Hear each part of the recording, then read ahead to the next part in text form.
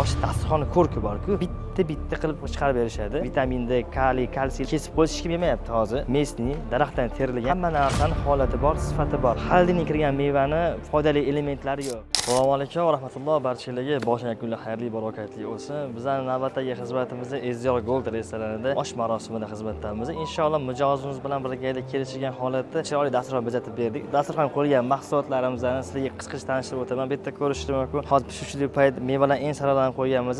Tarvuz, qovun, handali. Mazasi o'ziga xos neobishniy bo'ladi.